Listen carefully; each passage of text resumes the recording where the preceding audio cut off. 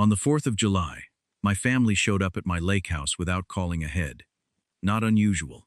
What was unusual was that 17 of them arrived expecting a full cookout, the kind I had been throwing every summer for the past 11 years. Decorations on the dock, a pig in the smoker since 4 in the morning, cases of beer in the cooler, and enough fireworks to light up the whole cove. 17 people walked through my gate at 3 in the afternoon like they were walking into a restaurant that had been expecting them, and technically, they were. The difference was, this time, the restaurant was closed, and the owner was sitting on a porch in the Blue Ridge Mountains, 400 miles away, watching somebody else's fireworks over a valley he had never seen before. My phone started going off at 6:47 p.m. I know the exact time because I had been watching the clock all afternoon, the same way you watch a storm roll in when you already know you're not going home. Have you ever given everything you had to people who never once asked if you were doing okay? Have you ever been the person who makes everything happen for everyone else, only to become the person everyone blames when something goes wrong? If you've ever felt invisible inside your own family, stay with me, because what happened on the 4th of July didn't start that evening. It started 11 summers ago, and it took me far too long to understand what I was really paying for. My name is Gerald. I'm 63 years old. I retired 2 years ago after 31 years as a civil engineer. I own a lake house in East Tennessee that I bought in my mid-50s, right around the time my marriage to Diane ended, and I needed somewhere that felt like mine. The lake house wasn't supposed to be a gathering place. It was supposed to be my quiet corner of the world, somewhere I could fish in the morning, sit on the dock in the evenings, and finally breathe without a meeting or a deadline waiting for me. That's not what it became. The first summer after I bought it, my son Marcus suggested we do a 4th of July cookout. Just a small gathering, he said. Immediate family. I thought that sounded nice. I spent about $400 on food and drinks, set up the dock, rented a few kayaks. My daughter Renee brought her husband and their 2 kids. Marcus came with his girlfriend at the time. Diane showed up with her sister. It was actually a decent afternoon.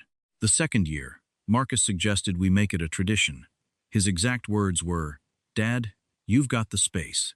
It would be a shame to waste it." I agreed. He invited a few more people that year. Cousins, Diane's brother and his family, a couple of Renee's friends. I spent closer to $800. Nobody offered to chip in. I didn't ask them to. It was still manageable. By the 5th year, I had stopped thinking of it as a cookout and started thinking of it as a production. My son had quietly expanded the guest list every single year without ever asking me if that was okay. Renee had started requesting specific dishes, not suggesting them, requesting them, the way you'd order from a menu. Diane's family had folded themselves into the tradition, as though they had always been there, as though the divorce had never happened, and my lake house was simply a shared asset they had inherited rights to. By the 8th year, I was spending close to $4,000 on a single weekend. The smoker, the catering for the sides, the fireworks, the rented boat, the extra chairs and tables, the coolers full of whatever brand of beer Marcus had decided everyone preferred that summer. And not once, not a single time across all those years did anyone ask how I was managing the cost. Not once did Marcus say, "Dad, let me handle the fireworks this year." Not once did Renee say, "We're bringing the food." Not once did Diane's brother say, "Tell me what you need and I'll cover it." They simply assumed that the machine would keep running because the machine always had. But the thing about being the machine is that nobody thinks to oil you. Nobody checks if you're overheating. They just keep pressing the button and expecting the same output. The summer that changed everything started, like most things do, with something small. I had spent about a week planning the menu for that year's 4th. Marcus had sent me a list, like I was a personal assistant with items his friends preferred. Craft beer instead of domestic. Brisket in addition to the pork. A vegetarian option because someone new was coming. I sat at my kitchen table and read through that message 3 times. There was no "please." There was no "if it's not too much trouble." There was no acknowledgement that what he was describing would add several $100s to a bill he would never see. Just a list, forwarded to me like an order placed through an app. I drove to the store anyway. I bought the brisket. I found the craft beer. I even found a decent vegetarian spread. I came home, started the smoker at 4 in the morning, and by noon I had spent the better part of 2 days preparing food for people who would eat in 30 minutes and leave without washing a single dish. At some point during the afternoon, while I was at the smoker in 90-degree heat, Renee walked over and handed me a warm can of the domestic beer I had bought as a backup. She wrinkled her nose and said, "Dad, didn't Marcus tell you to get the IPA?" I looked at her for a moment. I had 2 cases of the IPA in the cooler 20 feet away. This was a leftover can from the backup case. But that wasn't the point. The point was the expression on her face. Not gratitude, not even awareness, just mild disappointment, the kind you feel when a service doesn't quite meet your expectations. I didn't say anything. I turned back to the smoker. But something shifted that afternoon. Not loudly, not with an argument. Just a quiet, internal kind of settling, like a foundation finding its final position after years of small tremors. I started paying attention in a different way after that. And what I noticed wasn't comfortable. Nobody lingered near me to talk. They came to the smoker to check on the food, not to check on me. The conversations on the dock happened without me in them. People laughed and told stories and passed drinks around, and I moved through the whole afternoon like a staff member at my own party. When something ran out, someone called for me. When the ice in the cooler needed refreshing, someone found me. When the fireworks wouldn't light properly after dark, Marcus handed them to me with that look, the one that said, "You're the one who handles things." I lay in bed that night and asked myself a question I hadn't been willing to ask before. If I canceled next year's 4th of July, how many of these people would call to check on me? Not to ask about the party, not to ask about the lake house, just to ask how I was doing. I already knew the answer, and it hurt more than I expected. I want to ask you something before we go further. Have you ever been surrounded by family and felt completely alone? Tell me in the comments where you're watching from today, because this community stretches further than I ever imagined. And tell me this, have you ever given and given until you realized no one even noticed they were receiving? Let me know below, because what happened the following summer started with a decision I made in October, and nobody saw it coming. It didn't take long for the planning to start. It never did. By early October, Marcus had already created a group text with the subject line, 4th of July next year. Let's make it bigger. That message landed on my phone while I was sitting in my truck outside a hardware store, and I read it twice to make sure I understood what I was looking at. Bigger. I hadn't recovered from the budget of the previous year. I had quietly moved some money around to cover it without saying a word to anyone. And here was my son, before the summer had even fully ended, already expanding the vision with no mention of who would be paying for it. The text chain filled up quickly. Renee wanted to add a boat rental for the whole weekend instead of just the afternoon. Marcus wanted to bring in a DJ. Someone suggested a tent rental in case of rain. Diane's brother posted a thumbs-up emoji to everything, which was his full contribution to any planning conversation, as far as I could remember. I read every message. I did not respond to a single one. Days passed, then weeks. The thread kept moving. People added ideas. Someone found a catering company that did full outdoor events. Someone else suggested upgrading the fireworks to a professional display instead of the store-bought variety. The budget they were casually building in that group text without once discussing who would fund it was approaching $10,000.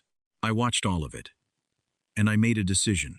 Not an angry decision, not a dramatic one, just a quiet, private promise to myself, the kind you make when you've finally stopped lying about how something makes you feel. This year, I was not going to be the machine. I didn't tell anyone. I didn't send a message pulling out of the plans. I didn't call Marcus and explain my reasoning. I had spent 11 years explaining things to people who stopped listening after the word yes. Explaining wasn't what was needed. What was needed was a different kind of answer. While the group chat kept building a party I would never host, I started making my own plans. In February, I began looking at cabin rentals in the Blue Ridge Mountains. Not a lake house. Not a property with a dock and a smoker and 20 extra chairs. Just a small, one-room cabin on a ridge with a long porch and a view of the kind of valley you could stare at for hours without getting tired of it. I found one in early March and booked it immediately. 3 nights, starting July 3rd. I paid the deposit the same afternoon. In April, Reminder emails started arriving from the vendors Marcus had apparently contacted on my behalf.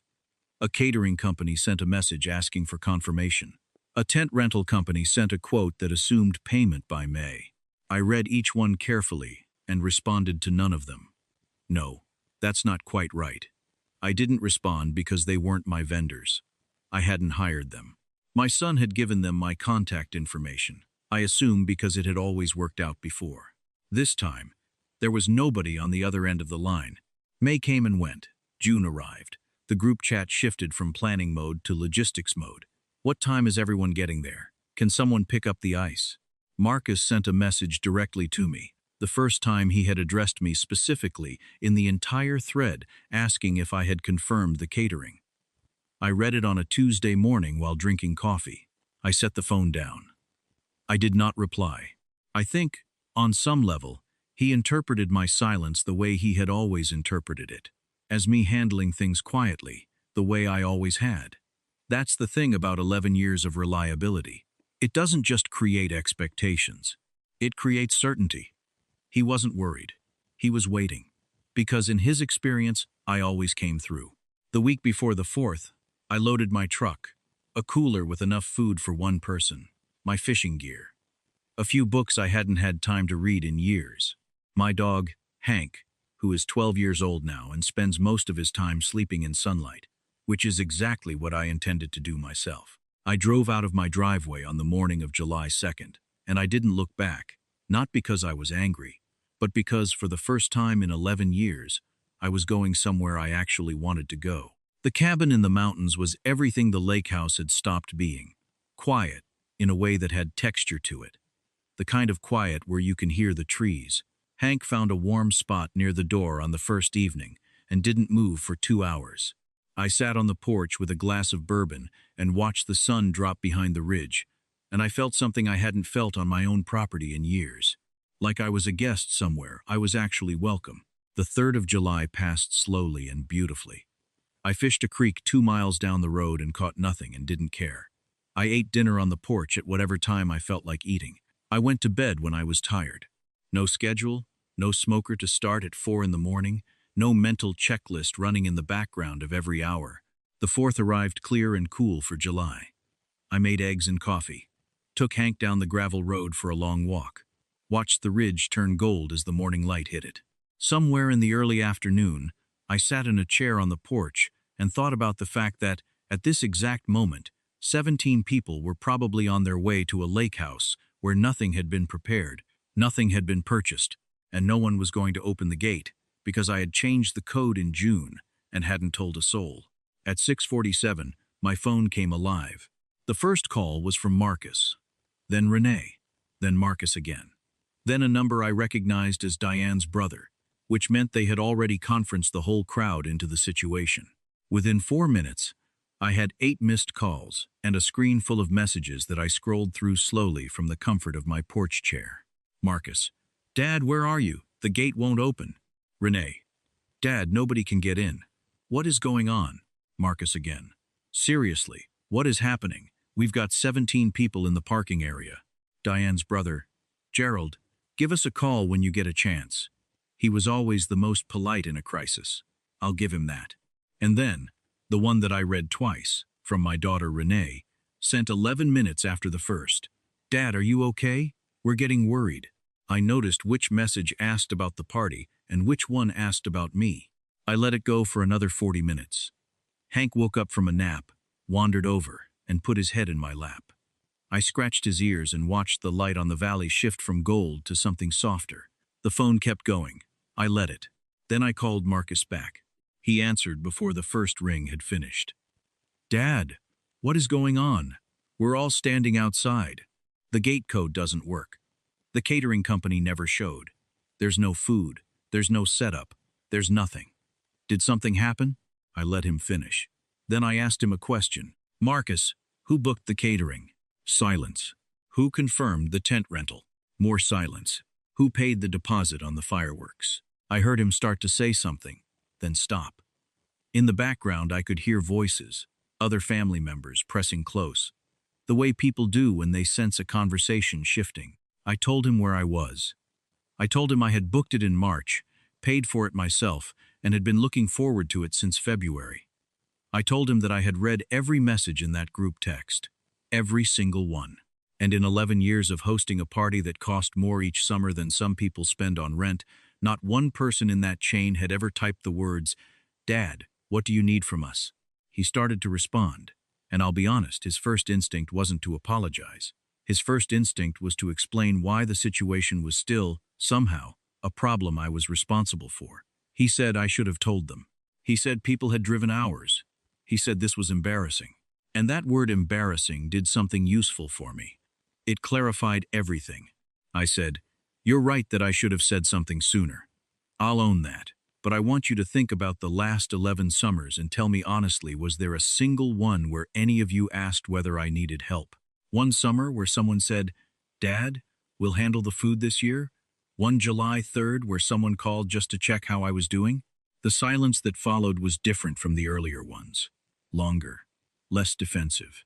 I told him I wasn't trying to ruin anything. I told him I was tired. I told him I had spent 11 summers being the person who made everything happen for everyone and had somehow still managed to become the person everyone complained about when something wasn't perfect. I told him that this summer, I was just a man sitting on a porch in the mountains with his old dog, watching the sun go down, and that it was the best 4th of July I had experienced in more than a decade. The call ended without resolution, the way honest conversations sometimes do. Renee texted me later that evening, not angry, just quiet. She said she hoped I was okay. I told her I was better than I had been in a long time. She sent back a single word: "Good." That was enough. The weeks after the 4th were not smooth. Marcus was cold for most of July. Diane's brother never called again, which probably told me everything I needed to know about why he had been coming to my lake house for 11 years. A few cousins sent messages ranging from confused to annoyed. I read them all. I responded to some. I didn't apologize to any of them because I had nothing to apologize for. What I hadn't expected was Renee. She called me in August, not about the 4th, just to talk. We hadn't done that, just talked. No agenda, no event to plan in longer than I could remember. She asked about the cabin in the mountains. I told her about the creek, about Hank sleeping in the doorway, about the bourbon on the porch while the ridge went dark. She was quiet for a moment. Then she said, "That sounds really nice, Dad." 3 words. But they were real, not performed, not obligated, not attached to a request, just real. In the months that followed, the dynamic shifted in ways I hadn't fully predicted. No one organized a Christmas trip and expected me to fund it. No one sent a group text building a vacation on the assumption that I was the banker. Some relationships went quieter, and I won't pretend that didn't sting. But the ones that remained, the calls that came without an agenda, the conversations that weren't attached to a favor, those felt like something I hadn't had access to in years. Marcus and I had dinner together in September. Just the 2 of us, at a restaurant, Dutch treat. He didn't bring up the 4th directly. But about halfway through the meal, he said, "I think I took a lot for granted." He didn't elaborate. He didn't need to. I told him I appreciated him saying that, and I meant it. We didn't resolve 11 years over a plate of pasta, but we started somewhere honest, and that mattered more than I expected. The following summer, nobody organized anything at the lake house. I spent the 4th there alone, for the first time since I bought the place. I fired up the small grill, not the smoker. I made enough food for one. I took Hank down to the dock in the evening, and we sat there while the neighbors across the cove set off their own fireworks. Small ones, nothing fancy, just color in the dark above the water. I thought about those 11 summers. The money, the logistics, the mornings I started before sunrise so everything would be ready for people who arrived in the afternoon and left without saying thank you. I thought about the version of me who kept saying yes because I thought that's what kept the family together. And I thought about what I know now, which is that it wasn't keeping anything together. It was just keeping the surface smooth while everything underneath stayed unexamined. If you've spent years making things easy for people who never thought to ask if it was hard for you, I want you to hear this. The moment you stop, some people will be angry. Some will be confused. Some will quietly drift. And a few, not many, maybe just a few, will call you in August, for no reason except that they wanted to hear your voice. Hold on for those calls. Because those are the people who were always there. You just couldn't hear them over the noise of everything you were carrying. The lake house is mine again. Not in the legal sense, it always was, but in the way that matters. The dock is quiet most mornings. I fish when I feel like it. I've started leaving the smoker in the garage. And on the 4th of July, when the fireworks go up over the water at dusk, I watch them with Hank, just the two of us, and I feel something I hadn't felt there in over a decade. Like I'm finally home. If any part of this story landed for you, I'd be grateful if you'd subscribe before you go. And tell me this in the comments. If you were in my position, would you have made the same call? Would you have driven away and let July 4th arrive on its own? Or would you have said something first?